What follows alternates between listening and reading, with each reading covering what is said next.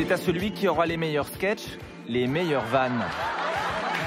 Bref, les meilleures plumes pour remplir les salles et assurer son succès. Mais comment travaillent ces comiques de l'ombre? Quels sont leurs secrets pour déclencher ces précieux rires? Qui sont ces mercenaires de la blague? Paris, quartier Montparnasse.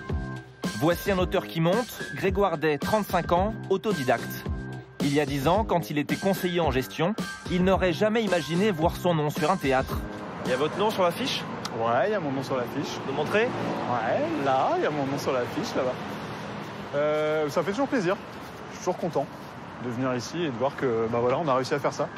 Ça, c'est le spectacle de Bérengère Krief qu'il a entièrement écrit. 3 ans qu'elle fait ça le comble, avec les textes de Grégoire Day, et notamment le sketch qui a révélé la jeune humoriste, le dragueur relou.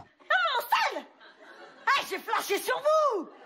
Ah ouais, fais voir. Oh, c'est vrai que t'as un peu une tête de radar, ouais.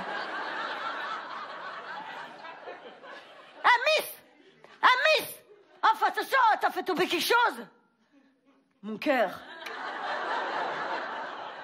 Sa recette à lui, des vannes en rafale, pas de temps mort entre les rires. Et bonsoir. Salut. Ça va? Ça va? Ce jour-là, il va proposer à Bérengère un nouveau sketch. Il y a 20 ans, si ton gamin était moche. Bon, Cela parle des millionnaires du net, des geeks. Très laid. Grégoire l'a fait travailler sur le rythme du sketch. Il anticipe même les éclats de rire. Stop, parce que là, ça va rien normalement. Là, il faut que les gens ils comprennent de qui tu parles. Ouais. Bon, bah, Pas de place pour l'impro. L'art de la vanne, pour lui, c'est du sérieux. Tu sentais bien que le mec, il avait plus un physique à recevoir un prix Nobel qu'un prix de beauté.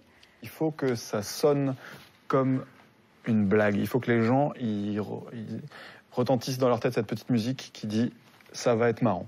C'est-à-dire qu'en général, il y a une prémisse, un développement et une chute. Donc on pose un contexte, on le développe et on fait une chute. Voilà. Bill Gates est tellement riche que c'est le seul mec au monde qui fait exprès de pas cocher les bons numéros à l'euro million. Là, c'est vraiment un truc d'empilage de vannes. Même si c'est pas très marrant, il faut pas que tu les lâches. Et c'est tellement il est riche, le mec. Il t'empile, en espérant que ça déclenche une cascade de rire. Réponse le soir même, 21h à Joinville-le-Pont. 300 spectateurs attendent dans le froid. Le spectacle affiche complet. En loge, Grégoire est venu rassurer son artiste avant le test de ce soir. Moi, je suis un peu plus concentrée que d'habitude parce qu'on a du nouveau. Et du coup, ça demande plus de concentration, quoi. J'ai un peu les miquettes. Voilà, je le dis. Pour simplifier, un petit peu les miquettes. Grégoire, lui aussi, a la pression. Il a peur du bide.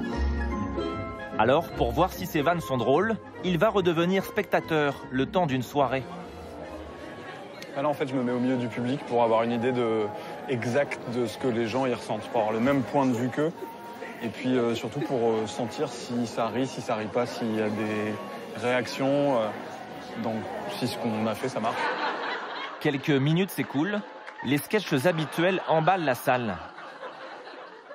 Mais quand vient le nouveau, celui sur les geeks, la réaction est plus mitigée. Ah mais ouais, mais aujourd'hui, Bill Gates, il est tellement riche que quand il va faire un prêt à la banque, elle met des années à lui rembourser. Il est tellement riche que... Sur son petit carnet, Grégoire note des commentaires sur le niveau de rire de ses voisins. Une fois, il a filé de la thune à un millionnaire parce qu'il lui faisait pitié. Il est tellement riche qu'il a racheté un club de foot au Qatar. Merci beaucoup. C'est marrant cette photo. Sitôt le show terminé, dédicace ses photos pour l'artiste, quand sa plume de l'ombre réfléchit déjà à améliorer son texte. Et ce sketch alors, il a marché? Voilà un truc auquel on s'attendait pas, c'est-à-dire que tout le principe autour duquel le sketch est bâti ne fonctionne pas. Tout simplement, l'énumération ne marche pas, mais tout ce qui a été écrit en amont et en aval cartonne. C'est plutôt une bonne nouvelle, ça veut dire qu'il y a des trucs qui marchent super bien. On a eu des applauses, alors que c'est la première fois qu'elle le dit sans vraiment de jeu. Ça veut dire que l'énumération qui manifestement ne marche pas, ça va sauter. Pas l'état d'âme à faire sauter ses propres vannes. L'important, c'est l'humour et le nombre de spectateurs.